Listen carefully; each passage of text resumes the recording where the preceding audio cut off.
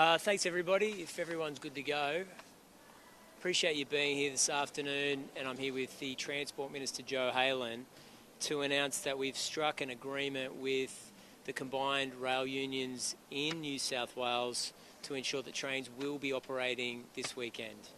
Obviously, that means that those that need to use the rail network tomorrow and over the weekend can use it. That's good news for commuters in New South Wales.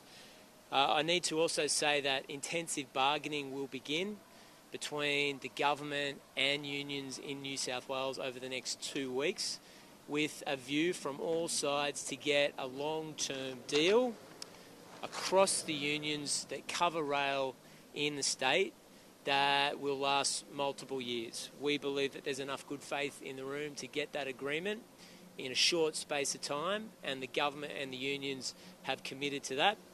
We're hopeful that we can have a breakthrough in that very soon, but obviously the detailed work is yet to come.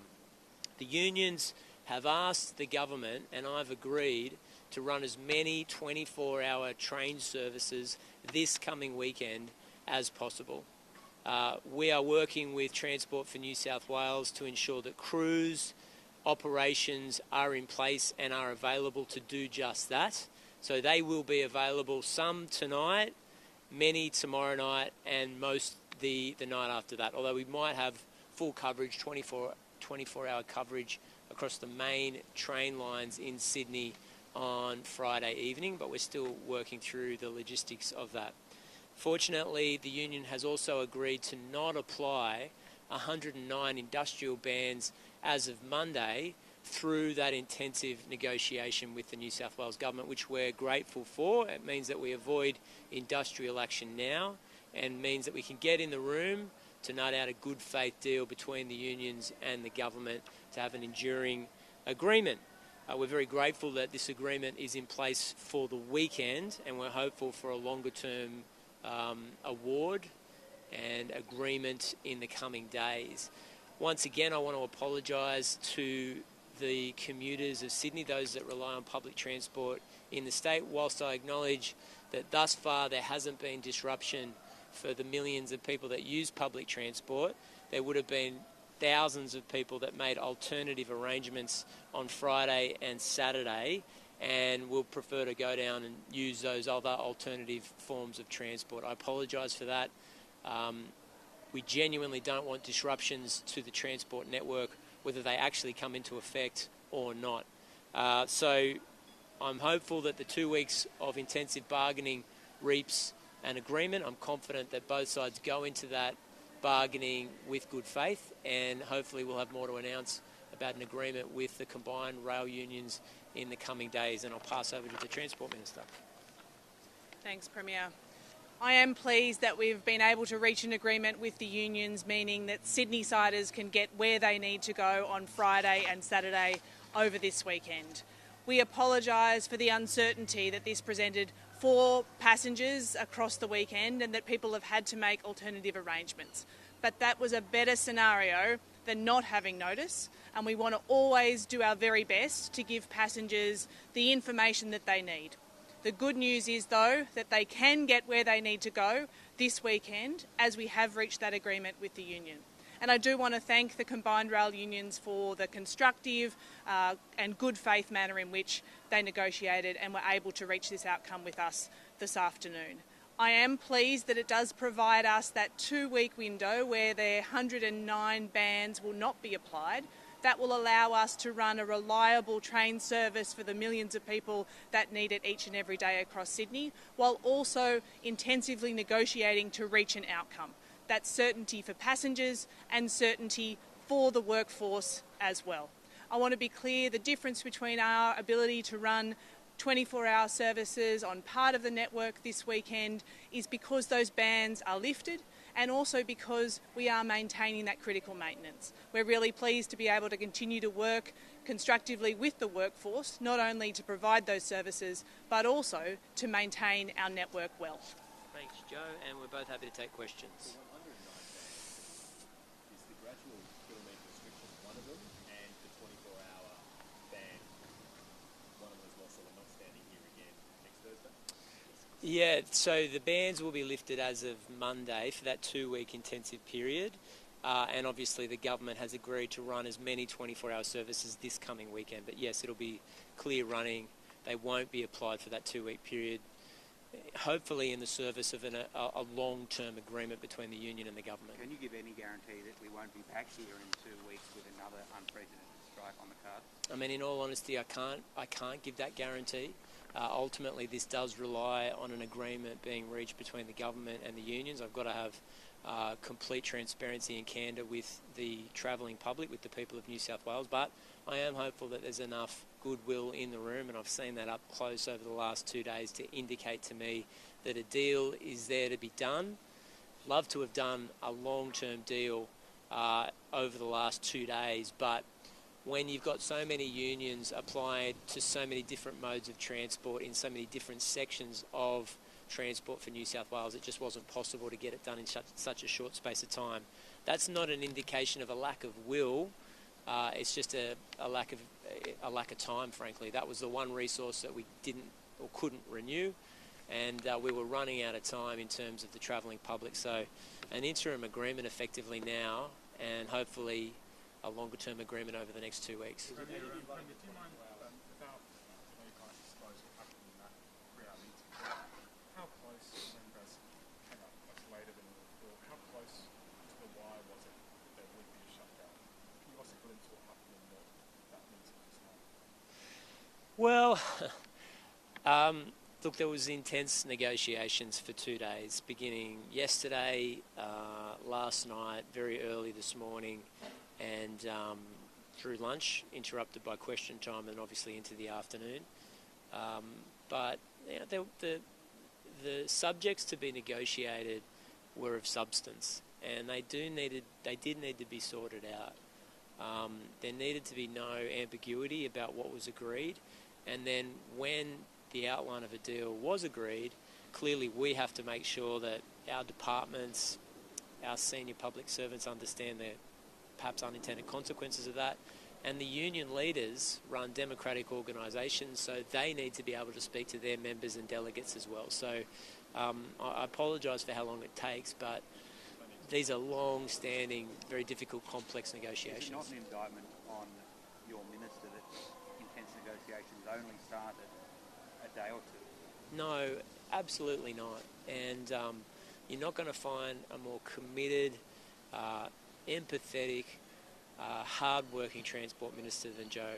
Genuinely mean that. And so does her colleagues. I think there's a lot of respect for her across government for managing what any previous Transport Minister would tell you is incredibly difficult work. Now, we're grateful that we've got an interim agreement effectively with transport unions, but they'll tell you they're tough. They're very tough negotiators. They've been doing it for a very long time. They know what they're doing. It's not an indictment on them, but they fight hard on behalf of their members. And Jo's been working through a myriad of complex issues for many, many weeks now. It's just indicative of these sorts of agreements that, unfortunately, you don't reach a breakthrough until the very end or close to the very end. We felt we needed to be completely transparent with the public in the run-up to the weekend because we didn't want a repeat of the previous government's circumstances where the public went to bed in the evening expecting the trains to be on in the morning and they weren't there.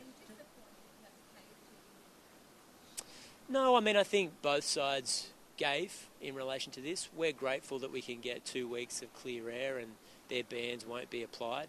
I think that's an indication that we want to get to an agreement, hopefully a long-standing agreement.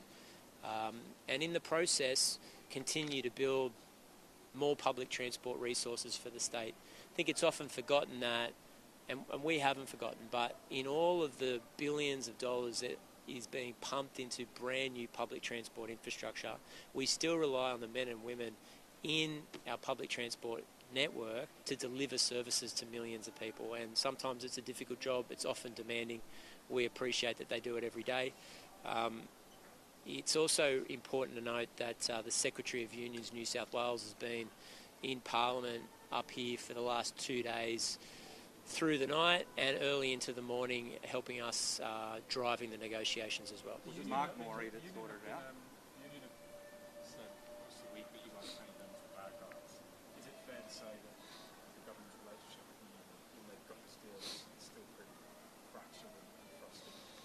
No, it isn't. I mean, you would have seen in question time in the last couple of days the opposition demanding that we denounce the union. We just wanted it. We wanted an outcome. We wanted an agreement that didn't result in disruption for commuters in Sydney. And look, we've landed this one today. We've got a lot of work to do in the next 2 weeks to get one up that's more permanent.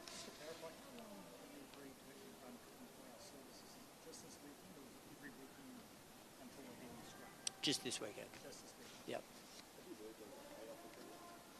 No, but the 2 weeks intensive negotiations is consistent with mutual gains bargaining, which applies across the public sector, and we've been able to reach agreement with the HSU, which covers about 45,000 public servants, paramedics, corrections officers, those that work in the critical area of child protection, Crown employees, about 45,000 teachers, 75,000 there. And despite the worst hyperbole from the opposition and some of the critics, we've got, we believe, honourable agreements with those unions that are consistent with the government's wages offer. Minister,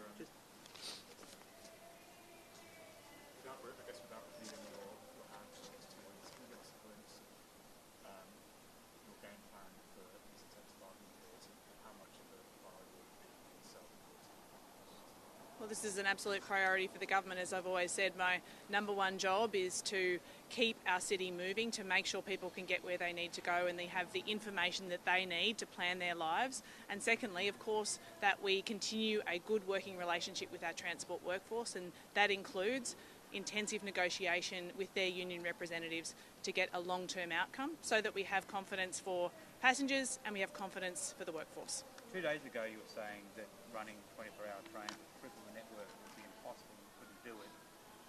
Now you're saying you're going to do it anyway. What's changed? Well, fundamentally, we have said from the very beginning that running 24-hour services long-term will eventually strangle the network, and that is in combination with other bans. In fact, those that were contradictory, for example, those that reduce the availability of train crew, drivers and guards to run services, yet while at the same time requiring there to be more services. The difference this weekend is, of course, that this is a part of the arrangement that we have reached. It's not the entire network, so we can still do ongoing maintenance and that the bans will not be applied. What does it say about your involvement in this, that you needed your boss, Chris Minns, and Toby's boss, Mark Morey, to come in and fix up this mess? What this says is the government's absolutely committed at the topmost levels to making sure that the 1 million people a day that use the Sydney Trains network can get where they need to go.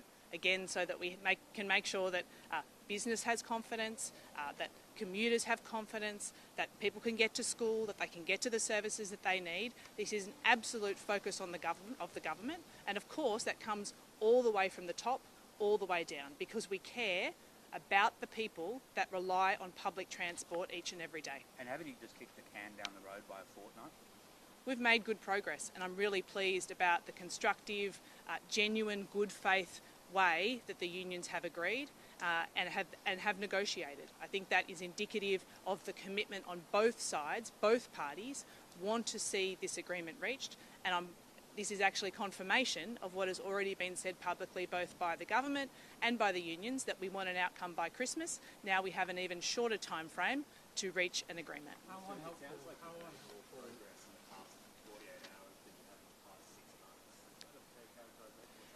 There are different parts of this bargaining process. For example, we started back in June with some, the RTBU log of claims is 245 claims. There are claims from other unions as well.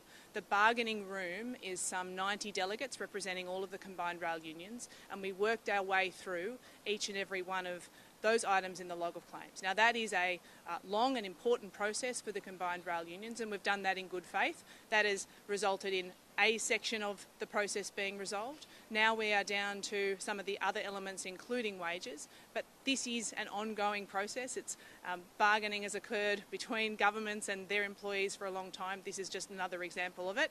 I'm very pleased, though, that because of the progress we have made, people will be able to get where they need to go this weekend. Minister, I know it's their job, but how unhelpful is it with the opposition calling the industrial terrorists? How disrespectful is that to the party? think the most important thing is that the transport workforce know that their employees, their employers, the New South Wales government, want to work cooperatively with them and value the work that they do. Look, can I also respond to that too? I mean, you know, there's no point in suggesting that we don't have strikes in New South Wales. We clearly do. But I'll just make the point that, yes, there might be examples of workers on strike under our government, but they were leaving the public service under the previous government, and we have made major progress in a series of big unions in New South Wales, which means that we've got long-term agreements. In terms of negotiations, we're a team. When I need to get a breakthrough, I'll call in Joe. When Joe needs to get a breakthrough, she'll call in Mookie. I mean, it's ultimately not easy to negotiate these complex arrangements. The unions work the same way, and just in relation to James's question, there's no bosses on that side of the negotiating table. The RTBU's affiliated to Unions New South Wales, but they don't work like that in terms of hierarchy. So we were able to have peer-to-peer negotiations with the Secretary of the RTBU. We're very grateful for that, as well as other unions around the table like Brad Pigeon from the AMWU. Everybody was in there doing their bit, trying to find an agreement. As I've said in Parliament over the last week, part of the reason this is so difficult is that members of these unions are finding it very difficult to meet their mortgage, to meet their financial responsibility. It's very difficult. This isn't a phenomenon in Sydney or New South Wales or Australia. It's happening right around the world. What we've said to unions, though, is that notwithstanding the pressures on families, notwithstanding the fact that we live in a very expensive city and there's been a decade of the wages cap, we need more than 1 year to make them whole. We want to do this over the lifetime of an agreement, and hopefully, if Labor's re-elected, see real wage growth over time.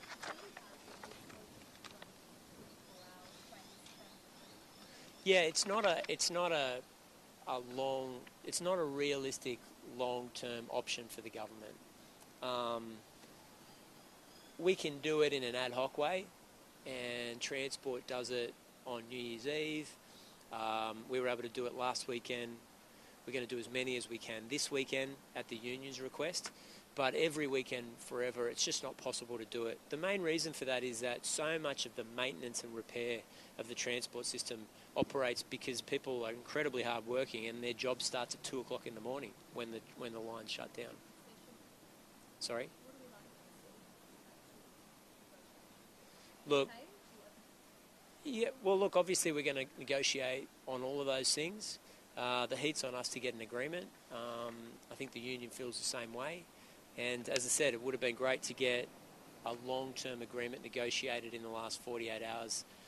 We ran out of time, and neither side was prepared to let commuters suffer as a result of that. Is this the new reality? Every 2 weeks where you go down to the wire, commuters worry that their trains aren't going to run until there's some last-minute agreement to keep talking, and then 2 weeks later we're here again?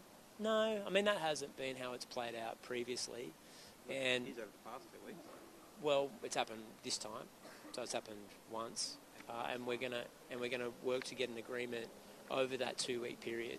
And I think as evidence of that, I mean, I don't expect you just to take it at my word, but as evidence of that, we've had very tough and difficult negotiations with public sector unions over the last 18 months, but we have had agreements. It's not as if they've been intractable bargaining that have stretched on for years. We've got generational agreements with, as I said, I'm not going to go through all those unions again, with all those public sector workers, but they'll make a big change. We're hopeful we get one over the line soon with police. Premier, can I just get your reaction to what's happening in Yes. Yeah, some of the most ugly scenes I've seen in my lifetime. I'm horrified to see that shocking act of violence aimed at the Jewish community in Sydney. I just think it's so disgusting and disgraceful that members of the Jewish community could feel unsafe in their own town, in their own community. I want to make it clear, abundantly clear, that police are throwing massive resources at catching and then prosecuting these vile individuals that have perpetrated what is undeniably a hate crime. I am so horrified that members of the Jewish community would be targeted and attacked like this. I want them to know that the vast majority of Australians that live in New South Wales are utterly appalled at this act of wanton violence and would repudiate in the strongest terms anyone anyone that has been caught and therefore arrested as a result of these activities. We want to make it clear the police are putting resources into this investigation. They've stood up Strike Force Mylor, whose job is to investigate this crime. We want to nip it in the bud and ensure that people feel safe in their own town. I've said this before, we don't want to import that kind of violence and hate and disunity in our beautiful city, and it's up to civic leaders, the police, the government, myself to do everything we possibly can to ensure that people don't get away with it. And on the situation in Newcastle, the Supreme Court quashing the exclusion zone, is that a Newcastle government's attempts to stifle protest? Well, look, we don't want to stifle protests. We want people to be safe, and if they're going to protest, they need to do it, we hope, in a safe way. So we're disappointed by that judgment, but there's not much I can do about it at this late hour, other than to say, please be safe, don't put yourself in harm's way, think about emergency services, particularly New South Wales Police, who are just doing their job trying to keep you safe. And I hope that there's no accidents or worse on the weekend in Newcastle as a result.